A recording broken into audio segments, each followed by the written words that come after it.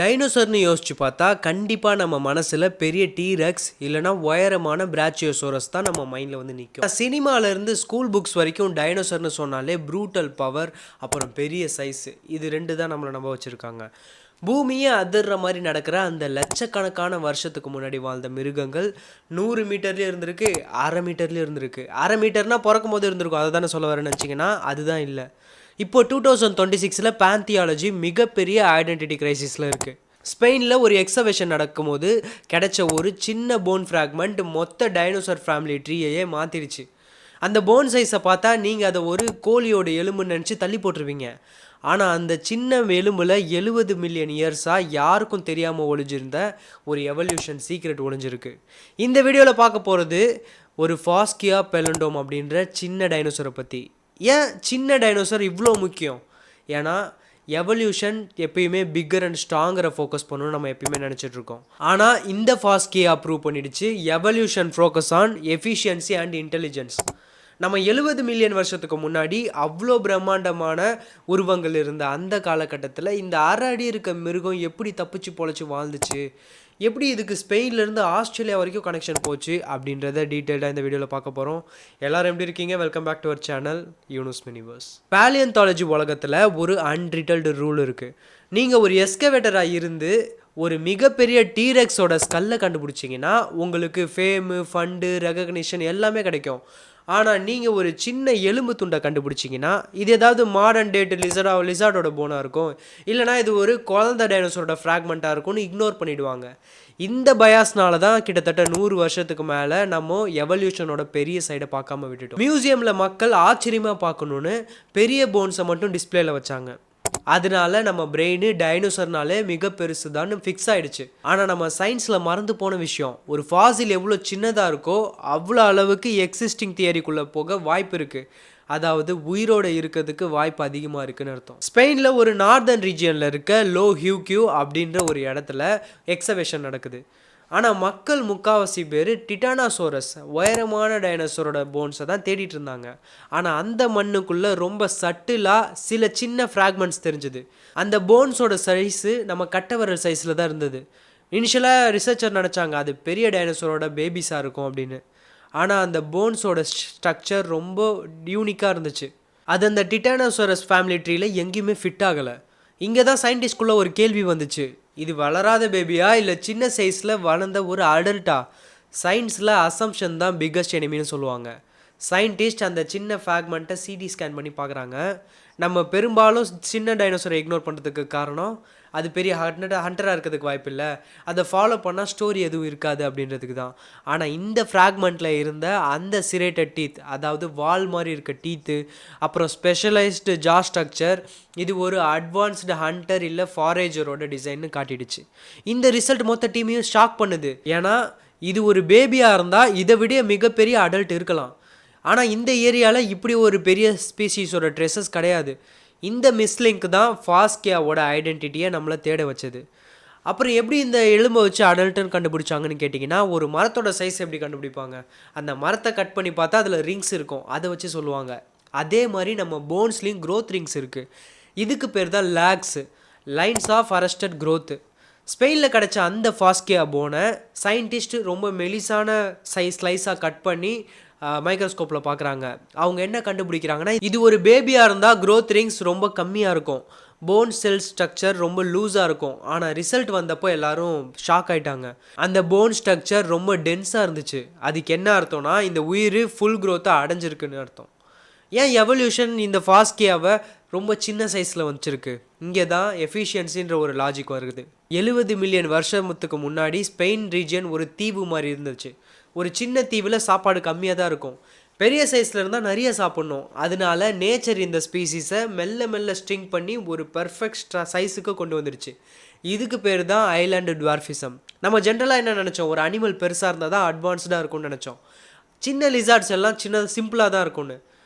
ஆனால் ஃபாஸ்கியாவை researchers study பண்ணும்போது ஒரு பெரிய விஷயத்தை கண்டுபிடிக்கிறாங்க. இது மற்ற டைனோசர்ஸோட சின்ன வெர்ஷன் கிடையாது. இமேஜின் பண்ணி பாருங்கள், ஒரு 1990 இருக்க பெரிய கம்ப்யூட்டரை விட இன்றைக்கி கையில் இருக்க ஸ்மார்ட் ஃபோன் ரொம்ப பவர்ஃபுல்லாக இருக்குது. அதே லாஜிக் தான் இங்கேயும். ஃபாஸ்கியாவோட ஸ்கல்லு ரொம்ப ஹைப்பர் டிரைவ்டாக இருக்குது. அதாவது எவல்யூஷன் அதோட சின்ன தலைக்குள்ளே ரொம்ப காம்ப்ளெக்ஸான சிஸ்டமை பேக் பண்ணி வச்சுருக்கு. ஃபாஸ்கியாவோட தாடை கிட்டத்தட்ட மாடர்ன் இண்டஸ்ட்ரி மிஷின் மாதிரி ஒர்க் ஆகுது. ரிசர்ச்சர்ஸ் சிடி ஸ்கேன் பண்ணி பார்த்தப்போ அதோட பல்லு ரொம்ப யூனிக்கான வியர் பேட்டர்ன்ஸில் இருக்குது. இதுக்கு அர்த்தம் என்னென்னா இது வெறும் புல் பூண்டை மட்டும் சாப்பிடல, கடினமான வெஜிடேஷன்ஸை கூட அறுத்து எடுக்கிற அளவுக்கு அதோட ஜால காம்ப்ளெக்ஸ் மசில் அட்டாச்மெண்ட் இருந்துச்சு. பெரிய டைனோசர்ஸ் கிட்ட கூட இந்த அளவுக்கு அட்வான்ஸ்டான டென்டல் ஃபீச்சர் இல்லைன்னு சொல்கிறாங்க. ஒரு சின்ன பாடியில் இருக்க முக்கியமான அட்வான்டேஜ் என்னென்னா சென்சஸ். ஃபாஸ்கியாவோட ஐ சாக்கெட், அதாவது கல் குழிங்க, அதோட ஸ்கல் சைஸோட கம்பேர் பண்ணால் ரொம்ப பெருசு. இது என்ன சொல்லுதுன்னா குறைவான வெளிச்சத்தில் அதிக லைட்டாக இதால் பார்க்க முடியும். நைட்டில் இது ரொம்ப ஆக்டிவாக இருக்கும்னு சொல்லப்படுது. அதோட இன்னர் இயர் ஸ்ட்ரக்சரை இப்போ ஸ்டடி பண்ணி பார்த்தப்போ அதுக்கு ஹை ஃப்ரீக்குவன்சி இயர் இருந்ததுன்னு சொல்கிறாங்க. அதாவது ஒரு பெரிய ப்ரெடேட்டர் மெல்ல நடந்து வந்தால் கூட அதோட மிக மெதுவான வைப்ரேஷன்ஸை ஈஸியாக கண்டுபிடிக்க முடியும். யோசிச்சு பாருங்கள், நீங்கள் ஒரு மிகப்பெரிய காட்டில் இருக்கீங்க, உங்கள் பக்கத்தில் இருக்க மரங்கள் எல்லாம் 100 அடி உயரத்தில் இருக்குது, உங்கள் தலைக்கு மேலே மிகப்பெரிய டீரோசோரஸ் பார்க்குது, உங்கள் காலுக்கு கீழே ஃபாஸ்கியா ஓடிக்கிட்டு இருக்கு. அந்த காலத்தில் ஸ்பெயினில் ரீஜியனில் இருந்த ஃபாரஸ்ட் ரொம்ப அடர்த்தியாக இருந்துச்சு. இதில் பெரிய டைனோசர்னால ரொம்ப வேகமாக திரும்ப முடியாது, சரியாக ஓட முடியாது. இங்கே தான் ஸ்மால் சைஸ் ஒரு பெரிய சூப்பர் பவராக மாறுச்சு. பெரிய ப்ரெடேட்டருக்கு இது ஒரு பிளைண்ட் ஸ்பாட் மாதிரி. மேலேருந்து பார்த்தா மரங்கள் தான் தெரியும். காட்டில் இருக்க சின்ன சின்ன கேப்ஸ்லேயும் நுழைஞ்சு தப்பிக்கிற ஹோம் அட்வான்டேஜ் இந்த ஃபாஸ்கியாவுக்கு தான் இருக்குது.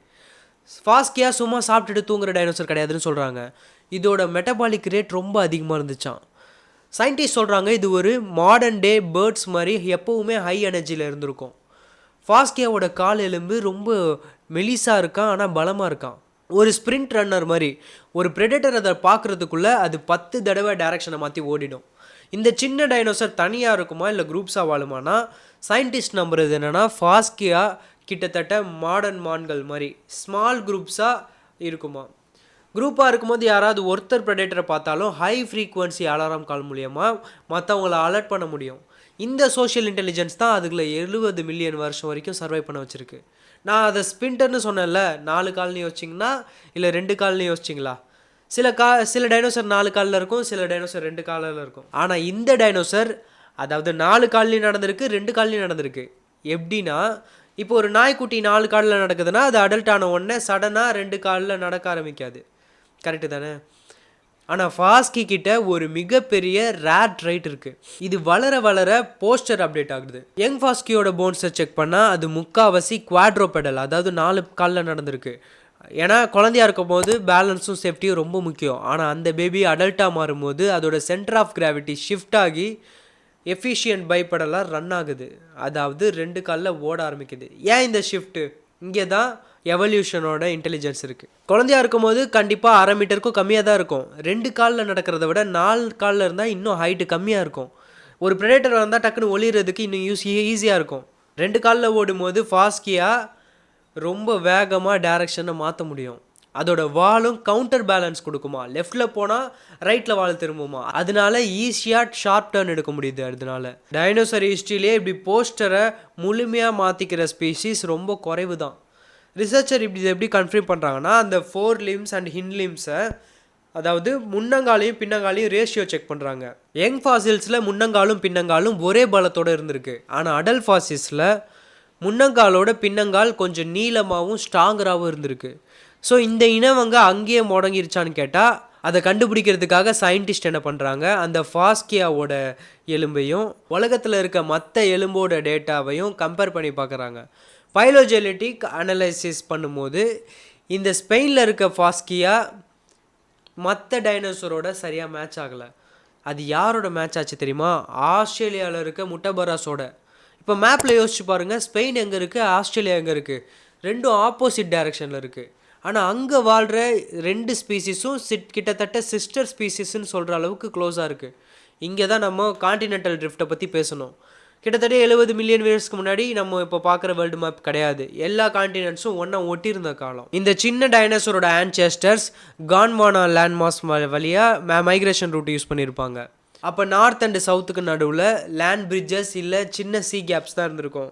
இந்த ஃபாஸ்கியா ஸ்பீசிஸோட ஒரு பிரான்ச் யூரோப்பில் செட்டில் ஆகி மினியேச்சராக மாறிடுச்சு. இன்னொரு பிரான்ச் ஆஸ்திரேலியாவில் பெருசாக வளர்ந்துருச்சு. இது என்ன சொல்லுதுன்னா டைனோசர் வெறும் லோக்கலாக வாழ்கிற கிரியேச்சர்ஸ் கிடையாது, நம்ம மைக்ரேஷன்னு சொன்னாலே பேர்ட்ஸ் இல்லை மேமல்ஸ் தான் நினைப்போம். ஆனால் இந்த சின்ன டைனோசர்ஸ் கூட லட்சக்கணக்கான கிலோமீட்டர் தாண்டி நம்ம பிளானட் ஃபுல்லாக பரவி இருந்திருக்கு. இந்த டிஸ்கவரி பேந்தியாலஜி உலகத்தில் ஒரு பெரிய ஷிஃப்ட்டை கொண்டு வந்துச்சு. ஸ்பெயினில் ஒரு சின்ன போன் கிடச்சா அது ஆஸ்திரேலியாவோட ஹிஸ்ட்ரியை எக்ஸ்பிளைன் பண்ணுது. ஹிஸ்ட்ரியில் டாட் எப்படி கனெக்ட் பண்ணுறாங்கன்னு பார்த்தீங்களா? இந்த கனெக்ஷன் இல்லைனா ஃபாஸ்கியாவோட எவல்யூஷனை நம்மளால் புரிஞ்சிக்கவே முடியாது. நம்ம டைனோசரை 2 வகையாக பிரிக்கலாம். ஹெர்பிவோரஸ், கார்னிவோரஸ், தாவர உண்ணிங்க, அப்புறம் வேட்டையாடி சாப்பிட்ற விலங்கு. ஆனால் 19th செஞ்சுரியில் சயின்டிஸ்ட் ஃபைட்டோசைன் டைனோசோரியான்னு ஒரு தியரியை கொண்டு வராங்க. இது என்ன சொல்லுதுன்னா, எல்லா தாவர உண்ணி டைனோசர்களும் ஒன்றுக்குள்ளே ஒன்றா ரிலேட்டடாக இருக்குன்னு சொல்கிறாங்க. ஆனால் மெல்ல மெல்ல இந்த தியரியை சயின்டிஸ்ட் ரிஜெக்ட் பண்ணிட்டாங்க. ஏன்னா ஒரு பெரிய லாங் நெக்டு சௌரோபாரஸ்ன்னு சொல்லுவாங்க, அது சின்ன ஹார்ட் ஃபேஸ்டு டைனோசருக்கும் என்ன கனெக்ஷன் இருக்குன்னு கேட்குறாங்க. இந்த தியரி கிட்டத்தட்ட சயின்ஸ் ஹிஸ்ட்ரியிலேயே தொலைஞ்சு போயிடுச்சு. ஆனால் இப்போ நம்ம சின்ன ஃபாஸ்கியா இந்த தியரி உண்மையாக இருக்கும்னு சொல்லுது. அதாவது ஃபாஸ்கியாவோட பல் அமைப்பு, இடுப்பெலும்பு ஸ்ட்ரக்சர்ஸ்லாம் ஸ்டடி பண்ணி பார்க்கும்போது ரிசர்ச்சர்ஸ் ஒரு விஷயத்த சொல்கிறாங்க. பெரிய பிளான்ட் ஈட்டிங் டைனோசர்ஸில் நம்ம பார்க்காத சில முக்கியமான ஆர்கிடெக்சரல் டிசைன்ஸ் இருக்குது. இந்த சின்ன ஃபாஸ்கியாக்கிட்டையும் அது இருக்குது. இது என்ன சொல்லுதுன்னா, எவல்யூஷன் வெறும் ஜெயின்ஸை மட்டும் ஃபோக்கஸ் பண்ணி இந்த டிசைனை உருவாக்கலை. இந்த டிசைன் கிட்டத்தட்ட எல்லா பிளான்ட் ஈட்டிங் ஸ்பீசிஸ்லையும் காமன் ப்ளூ பிரிண்ட்டாக ஓடிக்கிட்டு இருந்துக்கு. ஃபாஸ்கியா ஒரு மிஸ்ஸிங் பீஸ் மாதிரி வந்து இந்த மறந்து போன ஃபேமிலி கனெக்ஷனை திரும்ப கனெக்ட் பண்ணுது. பெரிய உருவங்களில் தெரியாத பல உண்மைகள் இந்த சின்ன ஃபாஸ்கியாவோட மைக்ரோ அனாட்டமியில் தெரியுது. நம்ம எவல்யூஷன்னு சொன்னாலே என்ன நினைப்போம்? ஒரு சின்ன உயிரி மெல்ல மெல்ல பெருசாகி பலமாகி உலகத்தை டாமினேட் பண்ணணும்னு நினைப்போம். இந்த ப்ராக்ரஸ்ன்ற கான்செப்டில் நம்ம சைஸுக்கு மிகப்பெரிய முக்கியத்துவம் கொடுப்போம். ஆனால் ஃபாஸ்கியா இந்த லாஜிக்கை பிரேக் பண்ணிடுச்சு. எவல்யூஷன்னா வெறும் டாமினன்ஸ் கிடையாது, எவல்யூஷன்னா அடாப்டேஷன். ஃபாஸ்கியாவிலேருந்து தெரிஞ்சுக்கிறது என்னென்னா, சில நேரங்களில் சின்ன சைஸில் இருக்கிறது தான் மிகப்பெரிய சர்வைவல் அட்வான்டேஜஸ்.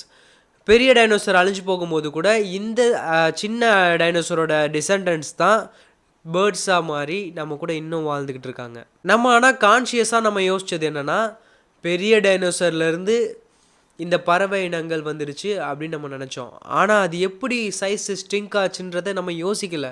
அந்த ஒரு பிளாங்க் பேஸை இந்த எலும்போட கண்டுபிடிப்பு பூர்த்தி பண்ணியிருக்கு.